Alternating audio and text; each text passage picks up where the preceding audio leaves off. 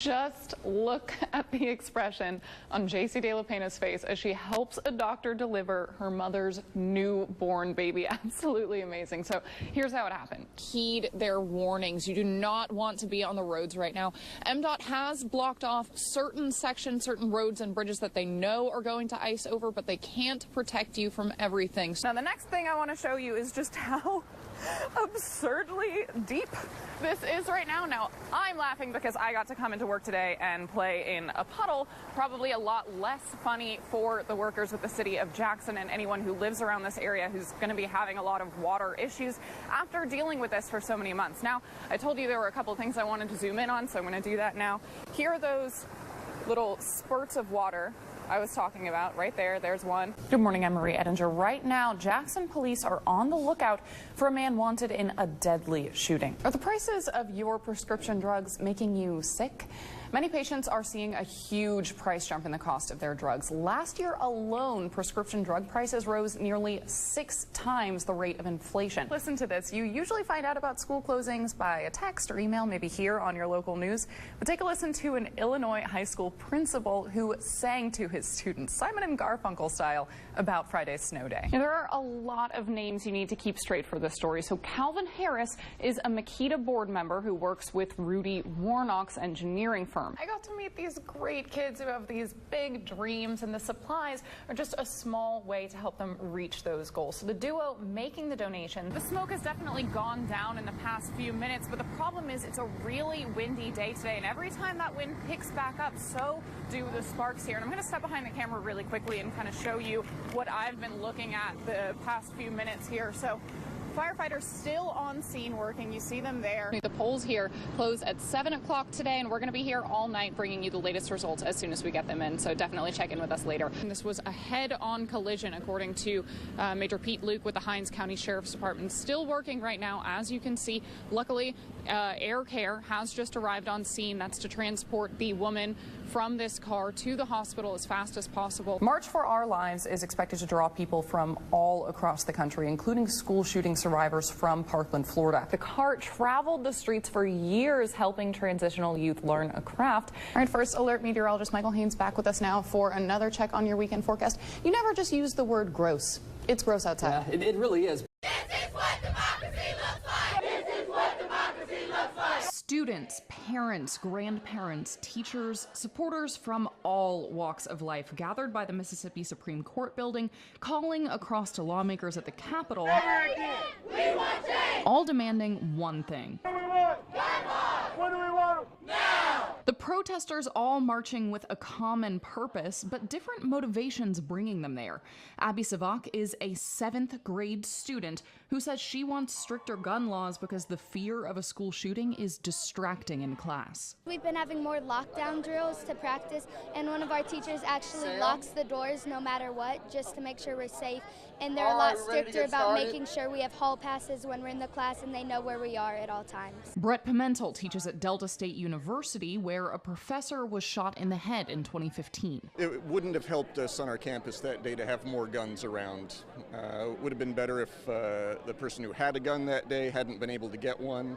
That's why I'm here. Victoria Long, a sophomore at Madison High School, spoke in front of the crowd honoring every victim of a school shooting. As kids, we go to school to learn. We don't go to school to die.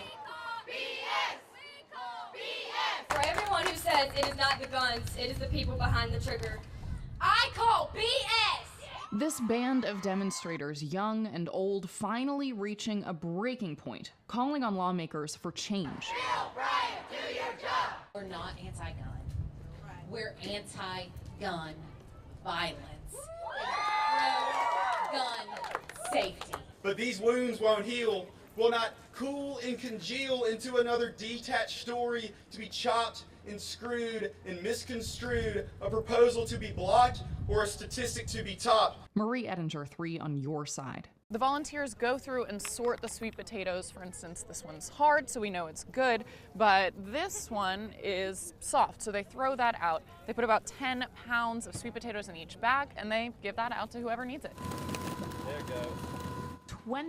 1,000 pounds of sweet potatoes, donated by Mississippi farmers, organized by the Society of St. Andrew, trucked over by Taylor Construction, and distributed by volunteers. Free sweet potatoes! They're donated, and this crop actually comes from Vardaman, Mississippi, the sweet potato capital, and so we have really good sweet potatoes today, and we're really excited because it's a healthy option for our community and it's at no cost to them. Over 200 JSU students signed up to volunteer. Antonio Arabor came with other students from her environmental master's program. We get points and we're just doing it because we want to help the community also. Volunteers sort the sweet potatoes and bag them up, unload 20-ounce heads of lettuce, and then hand them out along with a recipe card. All right, thank you. Andy Lemon is the mastermind behind the whole thing. We have farmers that have a surplus of potatoes, and we have people in cities that don't have enough food, so we try to connect the two. Deja Green is a junior at Jackson State, and this is her 3rd year volunteering at the crop drop. Just seeing the smiling faces on all the people that wants bags of potatoes, and so many people that come out to get the potatoes, and it's just such a good feeling. You can go to our website, msnewsnow.com, for information on healthy recipes for how you can prepare your sweet potatoes. In Jackson, Marie Edinger, 3 on your side. 23-year-old Anthony James Murray still on the run after police believe he got in a fight with 33-year-old Jeremy Brown at the Vintage Apartments on Houston Avenue and shot him to death around 7 a.m. I spoke with several horrified and shocked members of Brown's family. I'll let them tell his story. I was asleep and I just heard, I thought it was a firecracker, but just shoot. It's just traumatizing just to see somebody, just to wake up my mama up in there. Jeremiah, somebody dead outside your window. Lay down on the ground, blood everywhere. I said, Mom, that's Jeremy, because I remember the clothes he had on. And it just hurt my heart when my cousin came to the door screaming. My uncle is dead, yelling, my uncle is dead. You don't just expect to wake up one day and see somebody dead. Like, it's traumatizing. He didn't deserve that for something stupid. I just feel for the family, because he just had a baby. He has a 2-week-old baby girl. She has to grow up without a father. He told his baby, I'm off tomorrow, I'll hold you tomorrow, but come today, he's dead. I don't know how I'm gonna feel to be without him. Jeremy, he was a real good person. He was a good dad, he took care of his kids. And when he have it, he'll even give me some money to put in my pocket, even though he wasn't even my family member. No matter what he was doing, he would stop and he would help me. And that's what I mean when I say he's a nice person. But now I know he's in a good place. He's resting in peace, and we all love him. Marie Edinger, 3 on your side. The Public Works Director actually wants to thank you, the viewer at home. It was 3 on your side viewers who brought these dangers to our attention, and by doing so, you could be saving lives. This all came about when this crew on Echelon Parkway did maintenance on a line they estimated was 10 feet into the ground. In their haste to get this repair accomplished and move on to the next repair, they made an incorrect decision. Eric Lucero with the U.S. Department of Labor said in a statement that OSHA standards mandate trenches 5 feet deep or greater require a protective system unless the excavation is made entirely in stable rock.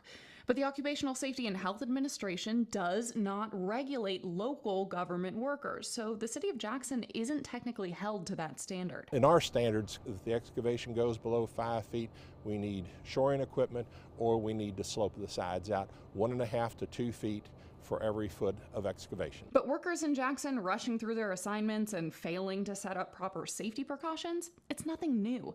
Take a look at this crew back in January with 2 people crowded into a hole that's likely more feet deep than it is wide.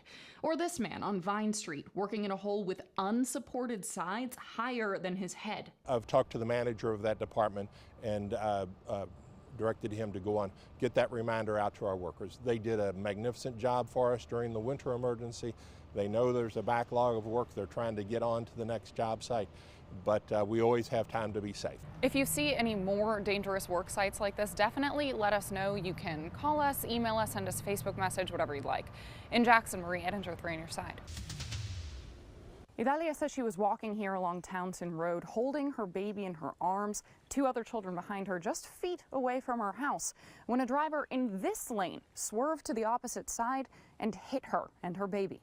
After 4 days in the hospital, Idalia Gonzalez is back home, still bruised and beaten, her heart broken. The only thing I want, she says, is justice for my son's life. It isn't fair that he was killed this way. Tyler Hodges, a 27-year-old volunteer firefighter, is the driver who hit Idalia and her 17-month-old baby boy, Robin. In the incident report, he explains he heard a thud, then saw the baby in the grass. But despite his experience as a first responder, Idalia says Hodges never even left his truck to check if she was okay.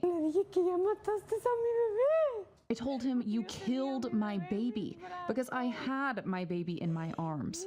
My baby was dripping blood.